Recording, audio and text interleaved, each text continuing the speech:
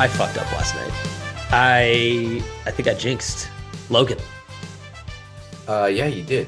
And you're the one that doesn't believe in jinxes, but every time you've said that, the immediate next thing that happens is someone loses a no-hitter. So maybe you should start believing in jinx. Maybe I should, but with what you just said, every time I've said that, what's that, the third time this year I've said it? Yeah. That's just saying good things about our starting pitchers. Because our starting pitchers, Easton McGee, I know he's gone because he's injured, but Bryce Miller, and then now Logan Gilbert. I think Luis Castillo has gone 6 perfect innings this year already. That's 4 pitchers going 6 perfect innings to start off the year. I mean, we're not even a quarter of the way through. Maybe we're just over a quarter. It's irrelevant, but that just is phenomenal things about our pitching staff, right? Yeah, but what did you learn here? Or you're not going to do it when it happens again, right? Yeah, I mean, if I'm in a group chat, I'll text it to my buddies, but I'm not going to put it on social media anymore because now it'll just look like an asshole. No, because that's what happened the first time with Easton McGee. You texted it to us and then he lost it. So you can't do that either.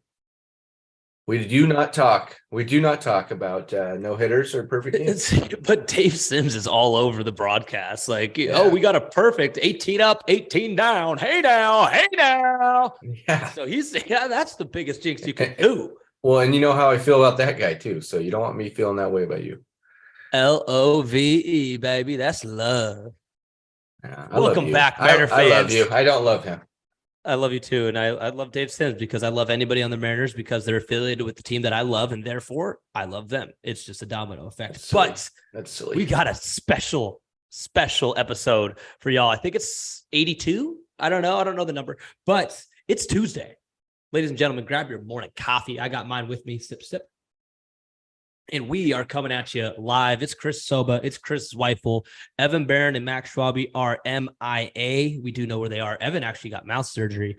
I don't know why, but Max Schwabe is enjoying fun employment in Cabo San Lucas.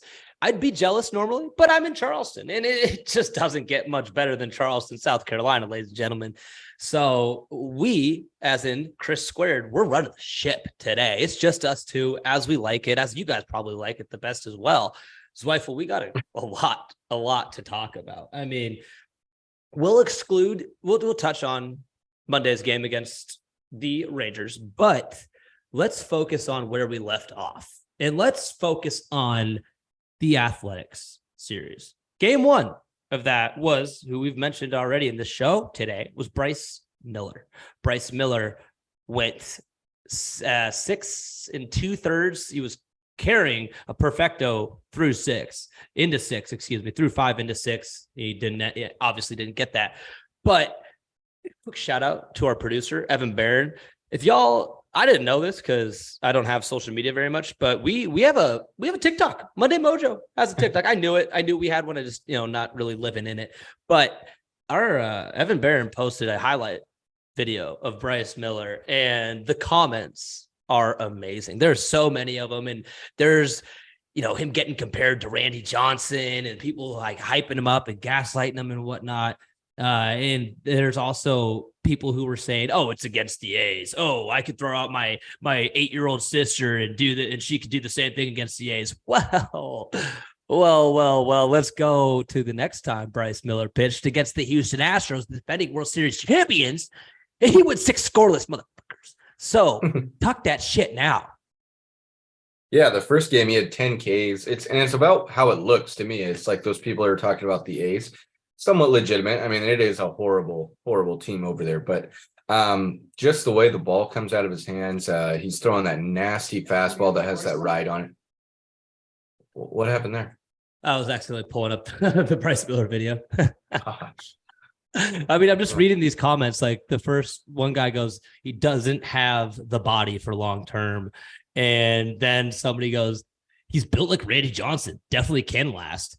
His hair is 6'2", ain't 6'10". Dummy, there's talking shit. I don't know. But sorry, carry on. I interrupted. You should be sorry. It was right in the middle of my rant. To me, I think he looks more like, as Jeff Passan said, that Atlanta starting pitcher Spencer Strider. I think his first name's Spencer. We're gonna go with Spencer. It is Spencer Strider. It is. Yeah, he has just that nasty late break on the slider, and then the riding fastball. Everything's hard coming out of his hand down the mound. Just it looks different, and I like that we talked to Jerry early in the offseason. We asked him who is a breakout player for this team, and he said without hesitation, it is our boy Bryce Miller. So, Robbie Ray goes down, and guess who steps in? A prospect that we have been grooming, and we turned him from a relief pitcher to a starting pitcher, and it's working out. And tell me, does he not, just the 2 outings we've seen, he looks better than Robbie Ray? I mean, Robbie Ray just doesn't have the gas that Bryce Miller has. And it's one other thing I wanted to sidetrack on for a second is I don't know the song that Evan put in that TikTok of Bryce Miller, but this is the funniest shit I had seen in the comments section. Somebody asks, they go, what song is song ? And the first comment, Chicken Fried, Zach Brown Band. I was howling, man. I was like, this is my humor up my alley. Yes, sir. Bring it to me. Somebody says, oh, he looks like Alan Jackson. Just gaslighting people, huh? I was dying, man. I was dying. But hey, it's yesterday against the Rangers, not at all a game that we wanted to see on the offensive side. A stellar game by Logan Gilbert. But let's stick on what we wanted to talk about for the majority of this show is Oakland and Houston. We did what we wanted to do. Hey, Zweifel, you said on last episode you were talking all about the hype for Taylor Trammell. He lived up to it. And I said on the show that if we can go in and do some damage against Oakland, if we can get out of there, I don't know if I said a sweep, but I was implying it. If we can get a sweep and then carry that momentum into Houston, things would be good. Odds would be in our favor. And lo and behold, we squeezed out a sweep against the Oakland Athletics. And then we lose the first to the defending World Series champions, the Houston Astros. But then we come back the next 2 games and we take them from them. JP Crawford, he's finding himself again. He's finding that swagger again. His defense has been fine all year. It's always been fine, but the bat is coming alive. He's been walking like crazy all year. We've known that, but the bat, that's been quiet, and that is coming alive. That hit he had in the 8th inning, bases clearing, bases were loaded, and he had a bases clearing double to tie the game. He roped that thing into the right center field gap, and then Julio Rodriguez, he's been struggling big time. Very, very good to see him hit a homer, his longest hit home run of his career. He hit that this weekend. It was about 450 something feet, got out of there in a hurry. So that was very good to see. Hey, Colton Wong, buddy boy, round of applause for you, because you as well. You're looking better. You're looking more comfortable. Supposedly you've made one little small tweak, and it's supposedly working a little bit. He tweaked his wrist is what he did.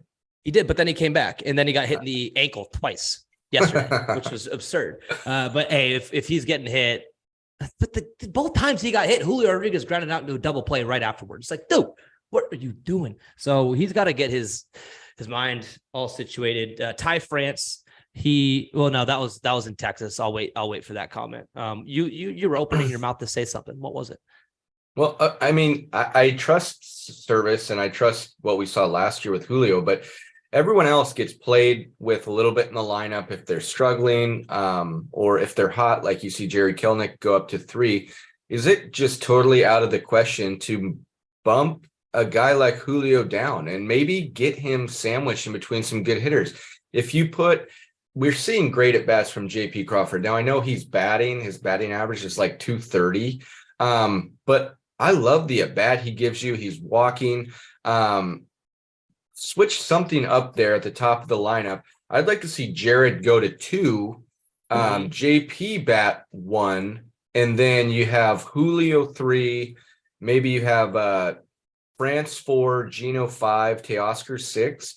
Like, I think we're kind of at the point where you can start playing around a little bit with this thing. I mean, Julio slump. He did hit that huge home run, but I mean, it's almost his approach, which I had given him credit for up to this point, is he's really aggressive. He's too aggressive. Yeah, he's really He's too aggressive aggressive. first couple pitches, but they're throwing him those sliders inside and he's swinging over him every time. So it's like, They know he's aggressive. yeah, I need either a different approach or we need to, it's like golf. It's like, hey, either move it up in your stance, back in your stance, shorten up on the club, make the club a little longer. You got to make the right adjustment. So that's either moving him down in the lineup or taking a different approach at the plate. Before Julio Rodriguez ever played an MLB game, he would always envision himself. He would always envision this moment. Next up, batting third for the Seattle Mariners, Julio Rodriguez. And so he's always wanted to be third. Let's put him in that 3 spot. And I'd entertain the idea of having Jared Kelenic as 2. And I don't know. 3 doesn't feel right for Kelenic for some reason. I like it better than 6. And he's still been on fire. He's still been on fire. So I think Jared's at the point to fuck it. Try him at 1. For a little bit. I don't know, but put Julio a little bit lower down and maybe not Jared at 1 just because of the walks. It's a lot of the other ways to get on base. You want to be instilled in your leadoff hitter, not just hits. And that's what JP Crawford does, but he doesn't do the hitting as well. And so it's like, we need to find somebody who can walk and hit at a very high rate. Julio just ain't doing it. He's barely batting over 210 now. So I don't know, but let's talk about a man named Jose Caballeros, because Jose Caballeros is hitting I believe 314 now. He's been on fire. Hey, you know what the double L does in Spanish? It turns into a Y. Yeah, it turns into a Y. Caballeros. Caballeros. Yeah. There you go. Okay, I didn't know that. All right, little Rosetta Stone lesson for us here today, ladies and gentlemen. You heard it here first. Trivia, actually, real quick. I saw this pop up on the screen. Who are the 3 players on the Mariners team this year that have not missed a game? Who are our Ironmen so far? That have not missed a game. That have played every single game. I'm going to go Gino. Just tell me when I'm right. Gino? Yeah, he's one of them. Yes. Tyler France. Yes. JP. No. JP. I didn't say it. I know. Didn't say it. I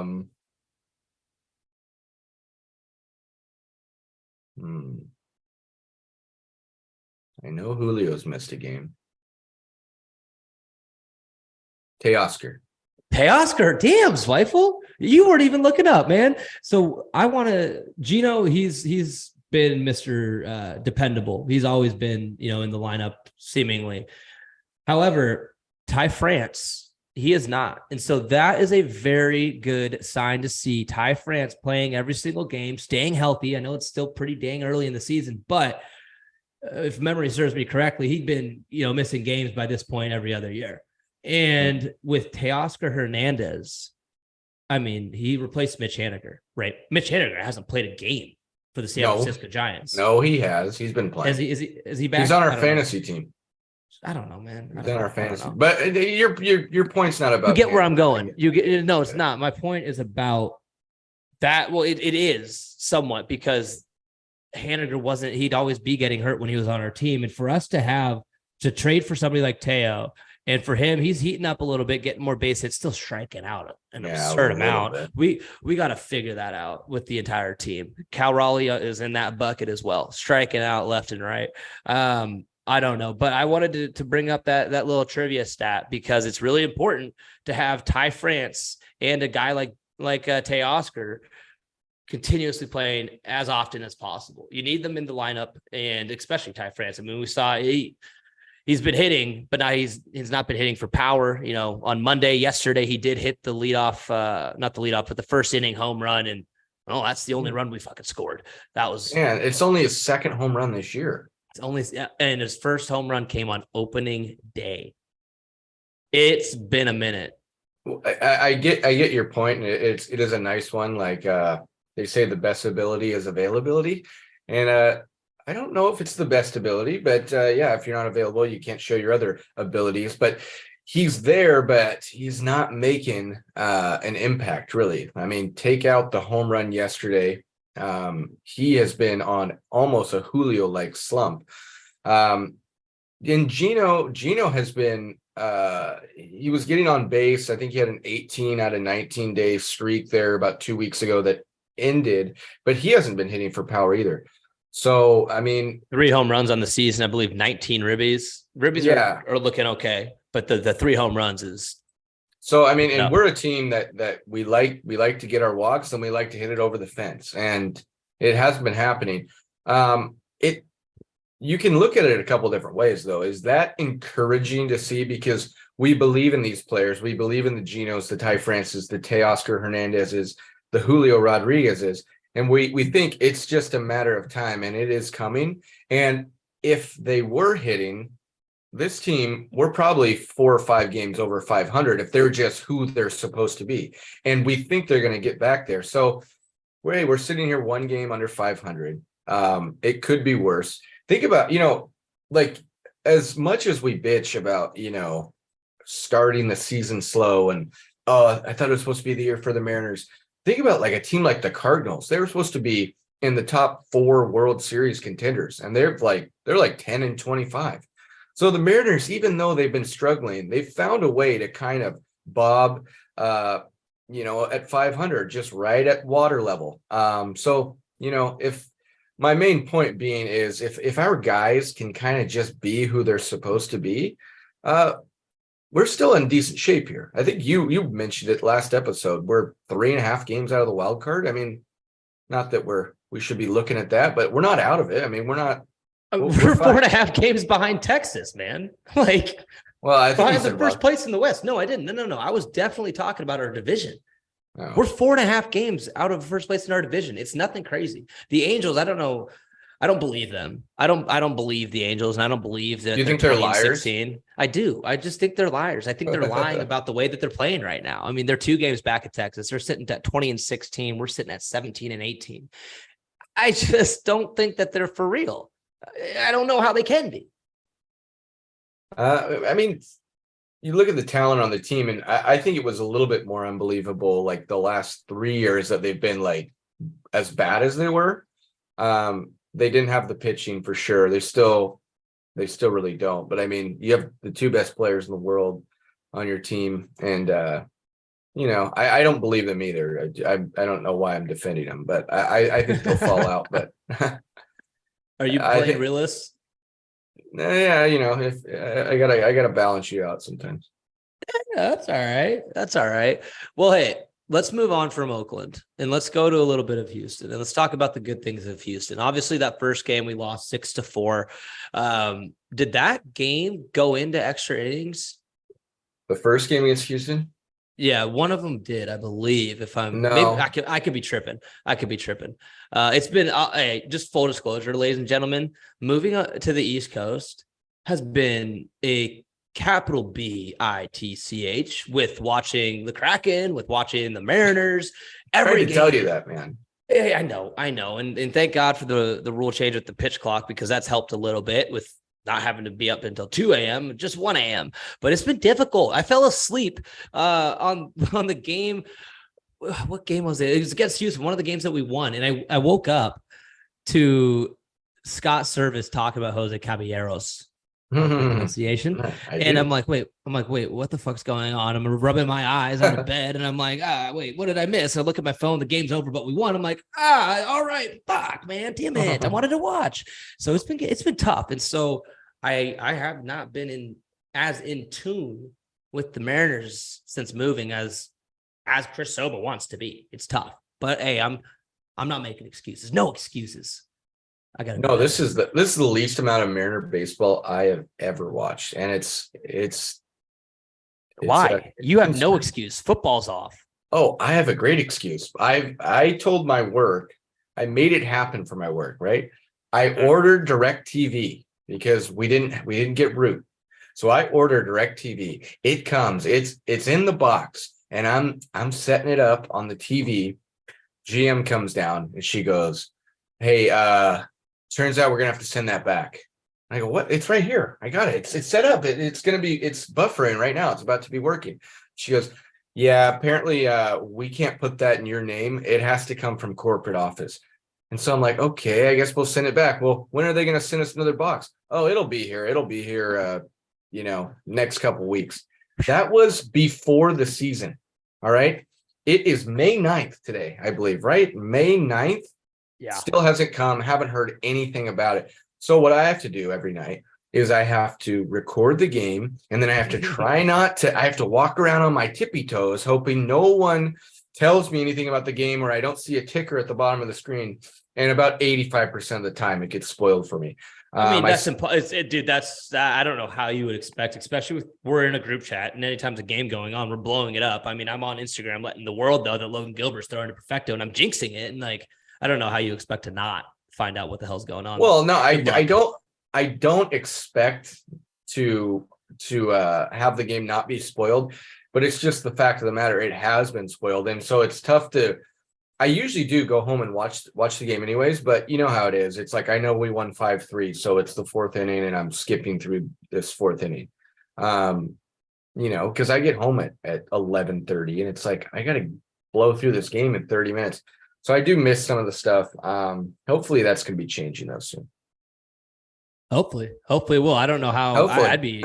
You're a manager. You're supposed to be calling the shots. Why can you should be getting DirecTV ASAP, and you should be I'd be throwing a fit. It's a sports bar. You work at a fucking sports bar in Washington. I tried to jumpstart the process. I'm like, I can't wait for these guys. I'm going to take the bull by the horns and I'm going to get out there. I'm going to order this thing. And then it comes and like, it's in my hands and I'm setting it up on the TV. So excited. And she comes down. She was like, hey, corporate knows about that box. Well, they should. I mean, I don't know, but hey. Oh, I'm saving them $100 every month. It was $100 cheaper to switch to DirecTV. It's like, dude, just let me cook.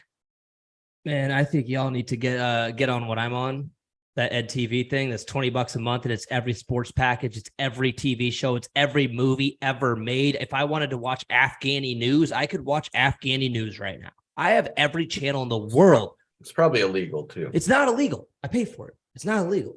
It's not. Yeah. But you're ripping someone off. So does fucking corporate America. They rip everybody off. I get ripped off by corporate America. I will rip corporate America off too. That's what everyone says when they steal from the government or someone. I've been ripped off my whole life. I'm gonna do it. Yeah, I'm gonna do it. It's because it's true. It's true. You want to talk politics? You're trying to you're trying to justify, and you say you're not stealing, but you're trying to justify stealing in the way that everyone tries to. It's like, oh yeah, well, lady cut me off the other day at the gas station, so I should be able to steal this. It's like, no. But that's where somebody gets hurt. That's somebody could get hurt if you cut somebody off. You're driving a vehicle. I'm not hurting anybody. Oh, DirecTV. No. Oh, they're mad at me for not paying their $80 a month. Chris, I was just being silly. Come on, let's go. Let's talk about this. I pulled up the notes here, and this was the game that JP Crawford did his thing. It was a quiet game for the Seattle Mariners in the second game against Houston Astros up until a 7-run 8th inning. And that was where the magic happened in a very big way against, as we've said multiple times already, the defending World Series champions, the Houston Astros. I don't think, by the way, I don't think I don't think that they are our daddies anymore. Max Schwabe, you're not on today. You're probably not going to listen to this today. But for our listeners, Max Schwabe was wrong. And I'm going to throw Max Schwabe a chair for being scared of the Houston Astros. And he's still thinking that there are papas, that there are dads. They're not. They're not anymore. Too. Why? Dude, because we win a freaking series in May, and that means that they didn't sweep us out of the playoffs last year. No. I mean that they've been absolutely dominating us every single year. And the other thing is they beat the shit out of us down in their park. All right. We haven't even gone down there yet. So yeah, winning a series, we didn't even sweep them, by the way. I mean, that would be like, hey, we just extinguished your flame. But we squeak out of there. I'm happy with. Don't get me wrong, but I think they're still our daddy. I just don't think that they're as good as they are anymore. Sure, Jose Altuve hasn't played a second because he got injured in the World Baseball Classic, but they got rid of a lot of star-studded pitchers. I don't know a lot, but Justin Verlander's first one that comes to mind, and I just don't think that they're as strong as they were as the World Series champion, and their record shows it right now. They're tied with us. They're tied with us right now. We're both sitting at the exact same record, both 4.5 back of first place. That's definitely true. And we all knew that coming into the year that they're going to be, or we at least suspected that they would be a little bit down from last year. No Verlander, as you're talking about. Altuve goes out in the World Baseball Classic. Michael Brantley's hurt. And, you're starting to see, it used to be just, they don't have Yuri. What the hell is his name? Yuli Gurriel. God, I hate his name. I hate him.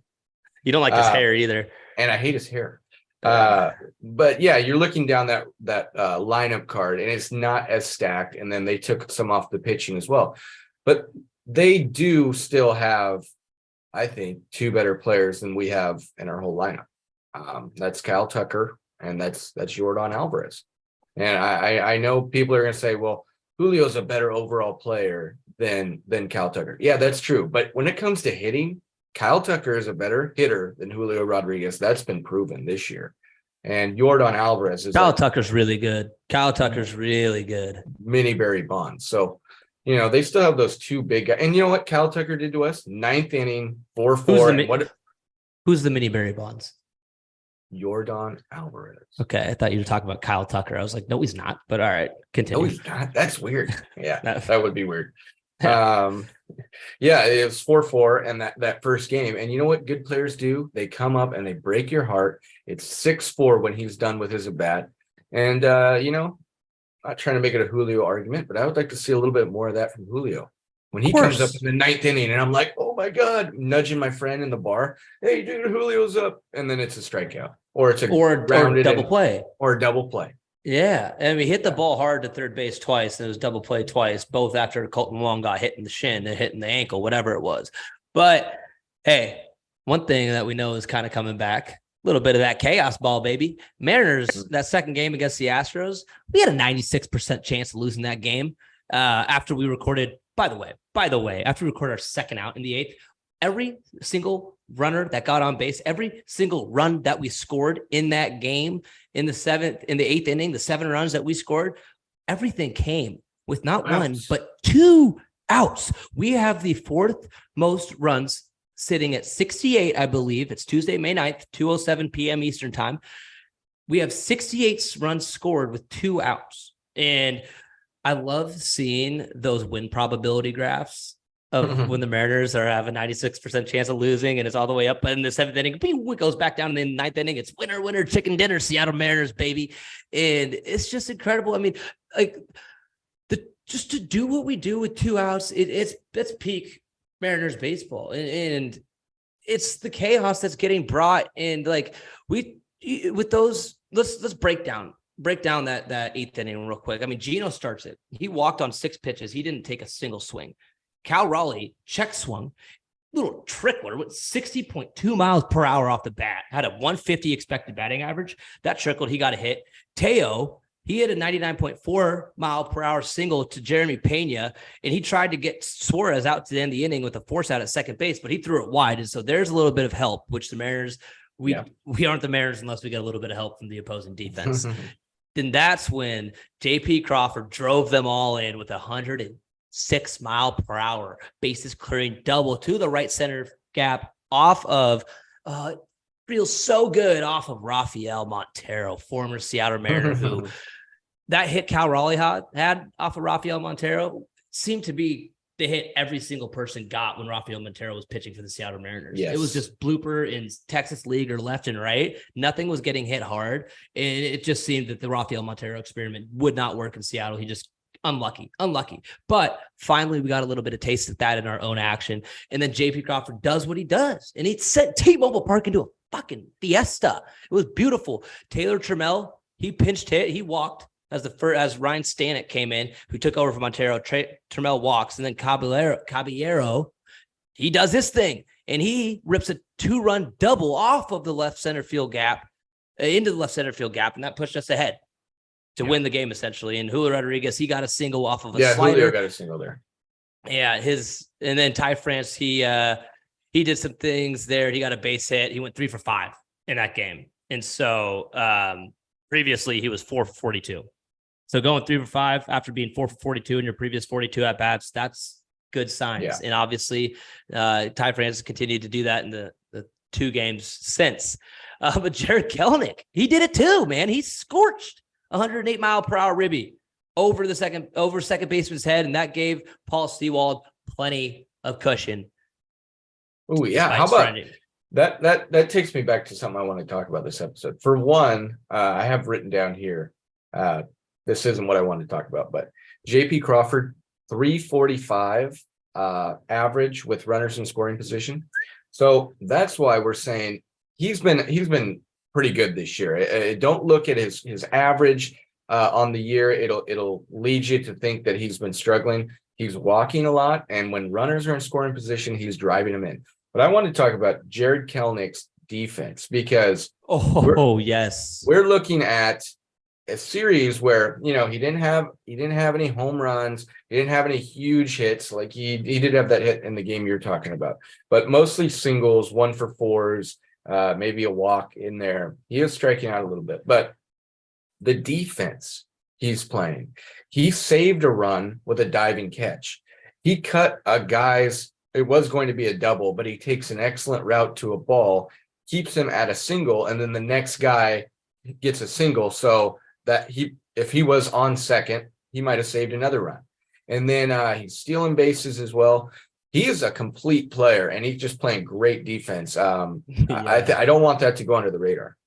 No, and it's not. And then you're missing, don't forget about, I believe it was in Texas yesterday, or it's not in Texas. I for the life of me, I thought that this series was going to be played in Arlington. And then I was getting so annoyed. I was like, why is this game still starting at 9:40 Eastern time when it's in Texas? It made no sense. Then I'm watching the game like, oh, I'm an asshole. We're in Seattle. But you are. What was I going to talk about? Texas. Jared Kelenic. Yeah, thank you, Jared Kelenic. Yeah, and this was still when Logan Gilbert was fighting for that perfect game bid. There was a ball with 2 outs hit to left field, and Jared Kelenic leaped up against the wall into the stands, and he grabbed it out of the stands, and he caught the ball. And that ends the inning, and that continues the perfecto big going for him. And so the defense that Jared Kelenic is playing on top of the offense that he's providing, it's a goddamn. It's just so pleasant to watch. I'm loving it. And this is what we've wanted. This is what we've needed. However, why can nobody else do what they were doing the last year when Jared Kelenic was struggling? Why can we not have everybody stay where they were and do what they can? It's like, oh, when my driver, let's go back to the golf analogy. Yeah. Jared Kelenic is gonna be my driver, right? Sometimes my driver is killing it and it's working phenomenally, which right now my driving game is on point. I am driving the ball very nicely, very straight. I'm not going to say that far because I'm not that strong, but point here is driver's working. However, a few months ago, it wasn't as good as it is right now. My irons were on fire. My 5 and my 6 iron, my long irons, they were on fire. I figured my driver out, in the 5 and the 6 iron have gone to the shitter.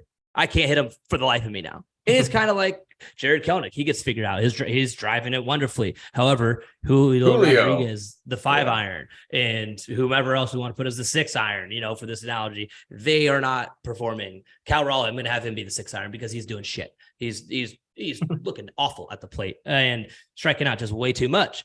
And so it's like one thing comes, but another thing goes, and we got to figure out how to be cohesive. We've got to get these ebbs and flows together as a team. And I don't know what that solution looks like for the problem, but Scott, you might figure it out, please. ASAP. I was reading a text, from last night. I go to my friend, hey, don't tell me the M score. And then I just got a text from him this morning. He goes, 2-1 Rangers. Did you watch it yet? Yeah. Okay. No, but again, okay, so not to make it about me because no one cares, but Yeah, I found out the score last night was 2-1. So I get home and I buzz through and I miss a play like that you're talking about. So I didn't even know that I was highlighting Kelnick's defense and I missed a great play that he made last night. No, yeah, he's been phenomenal. I will say ever since moving to the 3 spot, his bat has slowed down and it hasn't been completely quiet, but I mean, we're not seeing the home runs. I know he was on a phenomenal streak. He's still over 300. He's still batting over 300. And that's the one thing I'm like, how long can he keep containing? I know, but his average has dipped 35 points and that's fine because he was on a tear and you're not going to sustain that. I think it was, it's worth a shot by Service to, this guy he's our best hitter by far. Let's move him up to the 3 hole. But ever since that's happened, it's been a little bit worse. So I don't know. I would like to see him in a different role. I think Julio, we got to switch something up. Yeah. So you got to switch something up with Julio. And if you just keep, hey, what's the definition of insanity? Doing the same thing and expecting different results. Boom. Mic drop that. It's what we're doing right now. We're keeping Julio at the leadoff spot and we're expecting different results, but they're not really coming. I mean, sure, he had a home run in that last game against Houston. That was a big home run. No question about it. Biggest home run he's hit of his career, as we've already mentioned. When I say biggest, when I say biggest, I mean longest. Gotcha. 454 feet. That's what I mean by that. But yeah, when we round out that series against Houston, man, Bryce Miller, as we've said, as those TikTok trolls were talking on our TikTok in the comment section saying it was against Oakland. He only looked good because it was against a fucking grade school team. Well, if you're going to go 6 innings with no earned runs and 2 hits allowed and then 5 strikeouts against the defending World Series champions, I think there's a little bit of proof in the pudding. I don't know if they're you can call them trolls. That, to me, that's a legitimate argument. It's okay, whatever. I was, when people were saying that, I was like, well, why would you take that stance? He looked freaking awesome, 10 Ks. He was dominant. But yes, it was against the most dog shit team I've ever seen. So, yeah. Then he goes out and does it against the Astros.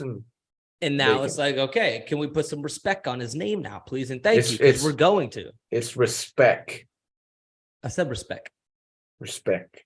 We got to put some respect on his name. Well, what do we got coming up next, Mr. Zweifel? It's obviously we're in the middle of the series. We got to win this series, baby. We got Kirby going tonight. We do. And, we got Kirby tonight, Luis Castillo tomorrow. We're going against Andrew Heaney, the lefty. And so he, so far this year, he's got a 5.52 ERA. Oh, he dices us up, though. He does. He's a Mariner killer.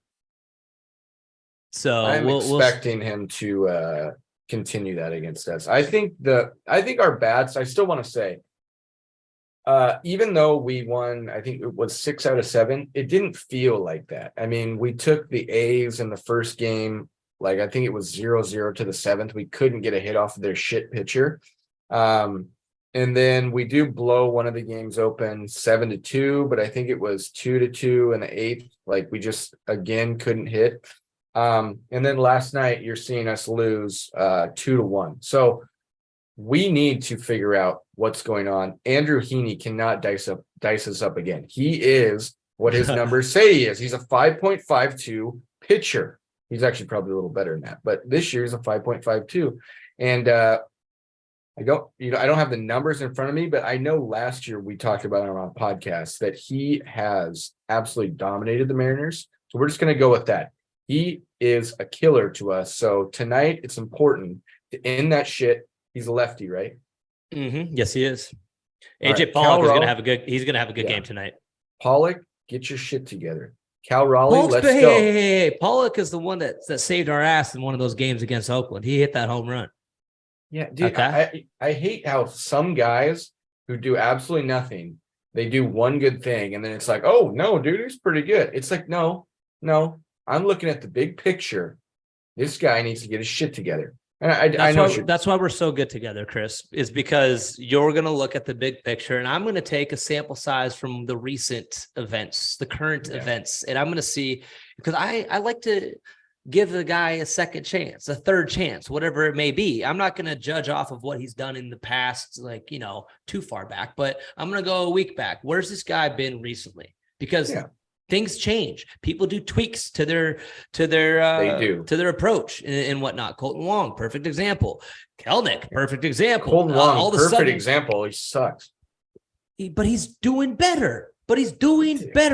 Dude. Okay, I'm not going to argue about it. His hits. You can't argue. No, you can't argue about it because he's doing better. You can't argue about it because he's simply doing better than he was the previous month and a half. Sure.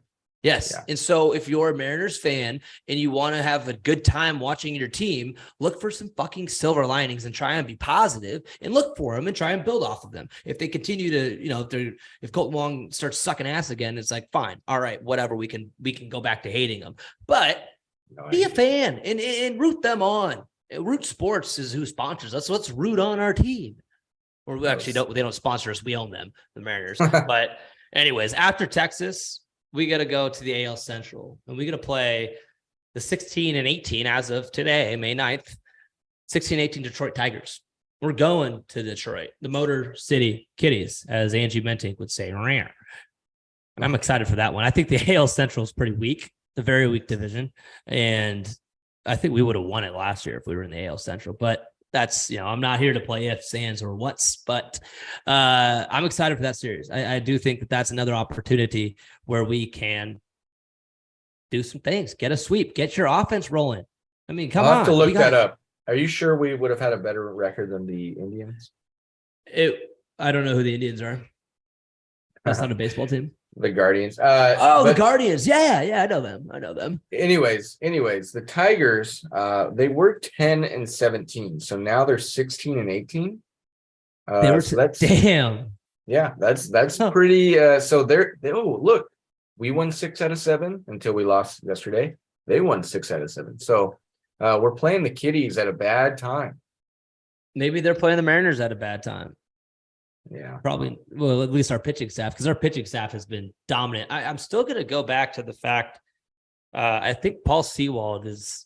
I'm not 100% confident. I mean, he gave up 2 runs in the game against Houston, where we were still able to win it, obviously by 2. But like, I want to see you give up 0 runs. I don't want to see Paul Sewald giving up any runs at all. And it seems like. And I could be wrong. I could be so wrong, but it seems like every time he's going out there, he's giving up at least a run. Well, and I know I'm wrong. I know I'm wrong on that, but it seems like that. And he's been pretty damn good, my friend. Has he? Am I being an asshole right now? Yeah, it's just the way that it looks. And it's not just when I say we, I don't mean just you and I, but like people really they fall in love with the fastball, they fall in love with the home run ball. So when a guy does it a little unconventionally, like Sewald, where the fastball is like 92, 93, sometimes 94, and then the slider just is falling over the middle of the plate, you're like, oh my God, this ball is going to get wrecked eventually. But it just usually doesn't come. But when he does give up 2 runs, you're like, see, I told you. But it's like, no, he's been good. You want to know who else has been absolute dynamite out of the bullpen? What, Spires guy? That's exactly Gabe Spires. He's allowed 1 run in 14 innings and 1 walk in 14 innings. That's impressive. Our lefty from the pen. I mean, that's what we haven't had a good lefty out of the pen. A consistently good lefty out of the pen in some time. And Gabe Spire seems to be another kind of one of those guys that Jerry just goes into that little piggy bank of bullpen relievers and next man up, do your thing. And he's goddamn, is he doing his thing? I love seeing the one walk. I mean, the controlling the zone, Logan Gilbert on Monday against the Rangers, the way that he controlled the zone. And I know I'm going off track from Gabe Spires, but this is just to dominate the zone mentality that the Mariners have instilled in the entire organization. They are dominating the zone. He had every batter. You said you watched that game, right? I mean, yeah, I skipped through it. Yeah. Okay. So if you were actually watching and seeing like Logan Gilbert going against every single pitcher, every single hitter, it was seeming that he was 0-2 every single time. These guys were working from behind against Gilbert almost every single time. He had a first pitch strike to over 90% of the batters. That's fucking incredible. in the way that his fastball was just eating. It was eating. It was high velocity. It was still touching 96 when he got pulled. And that's been kind of an Achilles heel, for lack of better terms, for Gilbert this year so far, is his stamina throughout the game. He starts hot, but his velocity really trickles down. It had been, the 4th or 5th inning, but he's going into the 7th inning still pumping 96. A couple of those pitches were at 94, but still touching 96 that late into the game. That just shows that he's getting a bit more stamina throughout as the season goes. And so maybe George Kirby's going to fall on that train as well and keep eating up some more innings. But I'm loving what we're seeing from our starting pitching and our bullpen. I think every single person is. It's good shit that we're seeing. It's the offensive struggles, which is a constant for the Seattle Mariners. And so we'll see if we can get it turned around. We'll see if we can not have a one-run game when a pitcher's going perfect through 6. And I think Kirby, after his last outing, I can't remember the stats, but I mean, he was eating. He was cooking. His control is amazing. If you could pull that up for me, that'd be sweet while I'm trying to say what I'm going to say. But today is a big game in the series because you want to get back to 1-1, but you also, like we talked about with Andrew Heaney, you can't let this average ass guy beat your starting pitcher when I'm thinking Kirby's going to go out there and he's going to deal again. We can't lose another 2-1 game. We have to tie the series here. We have to get to their guy, and we can't blow a George Kirby start. No. George Kirby, he gave up 3 runs, 7 hits, 2 Ks, and 7 innings pitched against Oakland. Okay, 7 innings pitched.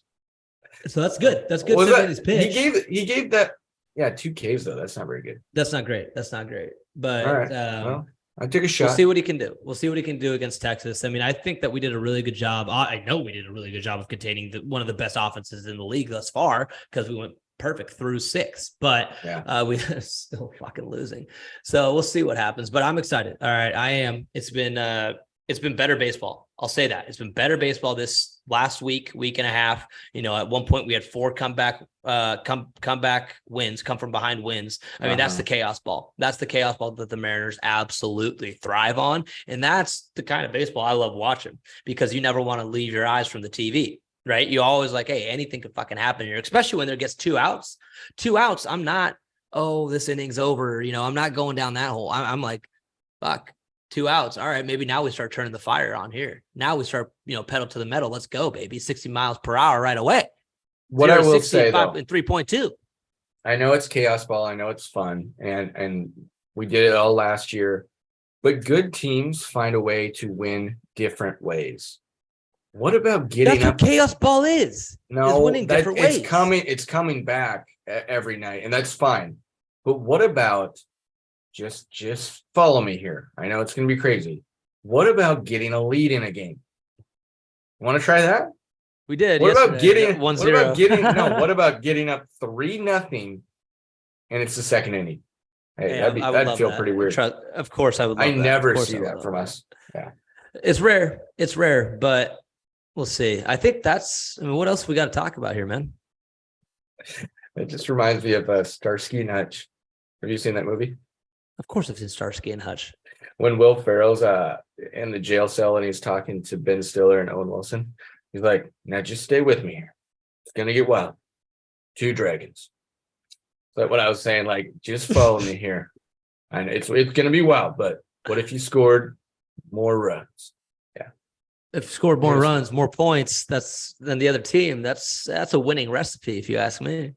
But hey, right now, the Seattle Mariners, we are in the middle of a series against one of our division rivals, the Texas Rangers. It's Tuesday. It's 2:28 p.m. Eastern time. That's what, 10, 11?